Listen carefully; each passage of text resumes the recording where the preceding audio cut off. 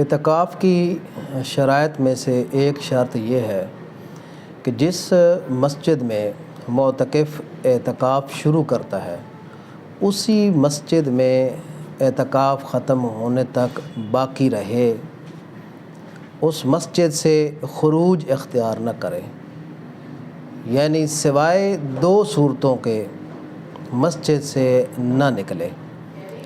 اگر وہ مسجد سے نکلے گا تو اس کا اعتکاف باطل ہو جائے گا۔ سید سستانی دامت ظلہ لکھتے ہیں کہ فَإِذَا خَرَجَ لِغَيْرِ الْأَسْبَابِ الْمُسَوِّغَةِ لِلْخُرُوجِ بَاطَلَ، اعتکاف باطل ہو جائے گا۔ من غیر فرق بین العالم بالحکم والجاہل بل یحکم بالبطلان فی الخروج نسیانا ایضا، کہ ان امور کے اس ارتکاب کی وجہ سے، یعنی خروج کی وجہ سے، مسجد سے نکلنے کی وجہ سے، ان امور کی وجہ سے جن کے لیے نکلنے کی اجازت نہیں ہے، اگر نکلے گا تو خواہ حکم سے واقف تھا، یعنی بطلان والے حکم سے واقف تھا، یا بطلان والے حکم سے جاہل تھا، ہر دو صورت میں اس کا اعتکاف باطل ہو جائے گا۔ حتیٰ کہ بھول کر بھی ارتکاب کر بیٹھتا ہے، بھول کر بھی وہ ان چیزوں کے بغیر نکلتا ہے جن کی اجازت دی گئی ہے، اس کے بغیر اگر نکلتا ہے، بھولنے کے باوجود بھی اعتکاف باطل ہو جاتا ہے۔ اب وہ چیزیں جن کے لیے نکلنا، اعتکاف والے کے لیے مسجد سے نکلنا جائز ہے، وہ دو قسم کی ہیں۔ کچھ امور وہ ہیں کہ جن کا وہ محتاج ہوتا ہے، جو اس کے لیے ضرورت ہوتے ہیں، ضرورت خواہ شرعی ہو یا عرفی اور عقلائی ضرورت ہو، اس کے لیے نکلتا ہے، یا اکراہن اس کو نکلنے پر مجبور کیا جاتا ہے، ایک اس صورت میں۔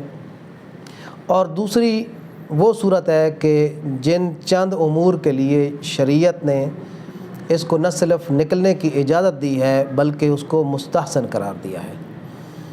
تو جن امور کی وجہ سے وہ نکلنے پر مجبور ہے یا اس کے لیے نکلنا ضروری ہے شرعی طور پر بھی، ان میں سے ایک ہے پیشاب کا کرنا، پاخانہ کے لیے نکلنا، غسل جنابت کرنا۔ تو یہ والے ایسے امور ہیں جن کے لیے شرعی طور پر نکلنا ضروری ہے، لیکن غسل یا وضو، غسل مستحبی ہو یا عام غسل ہو، اس کے لیے نکلنے کی اجازت نہیں ہے۔ اسی طرح جو ضرورت عرفی عقلی ہے اس کے لیے بھی نکلنا جائز ہے۔ مثلا سکول کالجز کے پیپر ہیں تو ان پیپروں کے لیے نکلنا عرفی اور عقلی ضرورت ہے، لہذا اس کے لیے بھی نکلا جا سکتا ہے۔ اور بعض امور کی خود شریعت نے اجازت دی ہے نکلنے کی، بلکہ مستحسن قرار دیا ہے۔ مثلا یہ کہ جس مسجد میں بیٹھا وہاں نماز جمعہ ادا نہیں کی جاتی، اور نماز جمعہ کا انعقاد جامع مسجد کے لیے ضروری نہیں ہے، مسجد جامع بھی ہو سکتی ہے اور ممکن ہے کہ وہاں نماز جمعہ کا انعقاد نہ کیا جاتا ہو، لہٰذا نماز جمعہ کہیں اور منعقد ہوتی ہے تو شریعت نے اس کو نکلنے کی اجازت دی ہے۔ نماز جمعہ کے لیے، تشییع جنازہ کے لیے، نماز جنازہ کے لیے، میت کو غسل دینے کے لیے، میت کے کفن کے لیے، میت کے دفن کے لیے، مریض کی عیادت کے لیے، یہ وہ امور ہے جن کی شریعت نے خود اجازت دی ہے۔ ان کے علاوہ معتکف کے لیے مسجد سے نکلنا جائز نہیں ہے۔ ہاں جن امور کے لیے نکلنا جائز ہے ان میں بھی اس حد تک مشغول ہونا جائز نہیں ہے کہ اعتکاف کی شکل ہی ختم ہو جائے۔ اگر اعتکاف کی شکل ہی ختم ہو جاتی ہے، زیادہ وقت رہتا ہے، 2.5 گھنٹے 3 گھنٹے سے زیادہ رہتا ہے، زیادہ وقت باہر رہتا ہے، اعتکاف کی شکل ہی ختم ہو جاتی ہے، حتیٰ عیادت مریض کے لیے جائے، مجبوری کی بنیاد پر جائے، ضرورت کی بنیاد پر جائے، لیکن اگر ضرورت سے زیادہ وہاں رہتا ہے، اس حد تک رہتا ہے کہ اعتکاف کی شکل ہی ختم ہو جاتی ہے، تو ان جائز صورتوں میں بھی اعتکاف باطل ہو جاتا ہے۔ لہذا عام طور پر جو دیکھنے میں آیا ہے کہ مستحبی غسل کے لیے، عام نہانے کے لیے، کپڑے دھونے کے لیے، برتن دھونے کے لیے،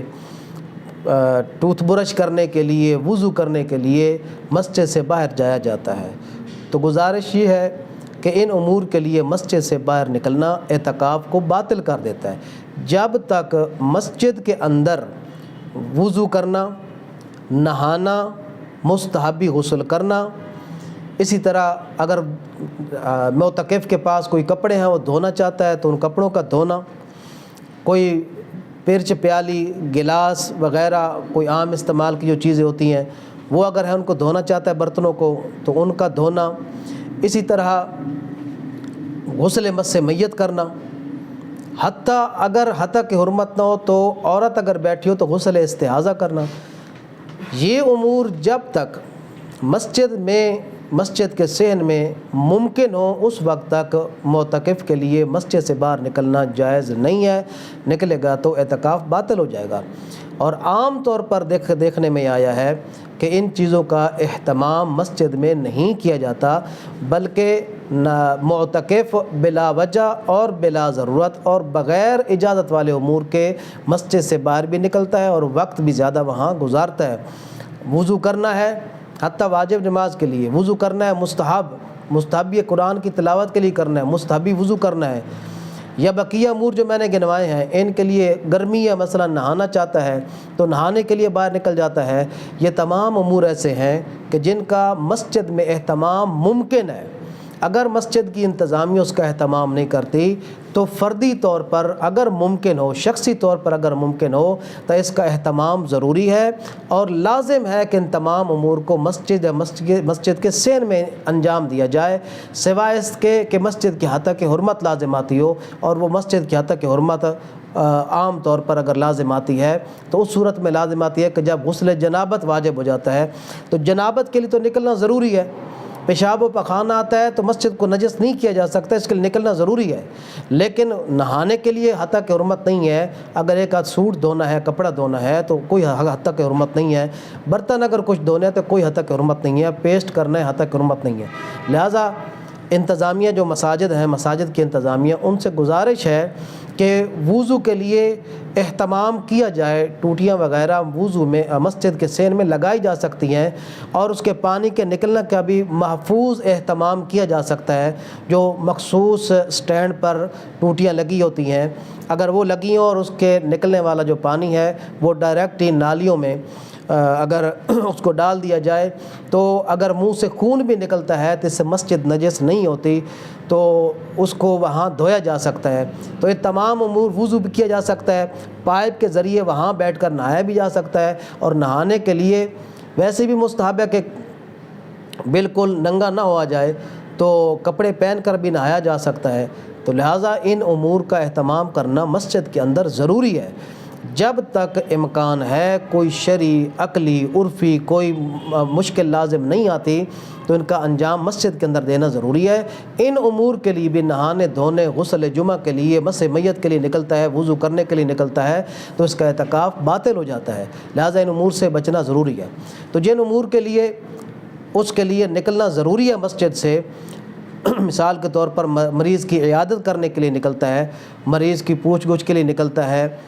تشییع جنازہ کے لیے نکلتا ہے، تو جتنا جلدی ممکن ہو اس کے لیے واپس آنا ضروری ہے۔ لہذا دو رستے ہیں، ایک رستہ طویل ہے اور ایک رستہ چھوٹا ہے۔ اگر طویل رستے پر رش کم ہے اور چھوٹے رستے پر ہجوم زیادہ ہے تو ظاہر سی بات ہے کہ جہاں ہجوم زیادہ ہے وہاں وقت زیادہ لگے گا، اس لیے بے شک طویل رستہ اختیار کرے، لیکن ہدف کیا ہے کہ اس رستے کو اختیار کرنے سے وہ جلدی مسجد میں واپس لوٹ سکتا ہے۔ تو لہٰذا واپس لوٹنے کا جتنا سے جتنا مختصر وقت لگایا جائے وہ ضروری ہے، اگر ضرورت سے زیادہ وقت لگائے گا تو اپنے اعتکاف کو باطل کرے گا۔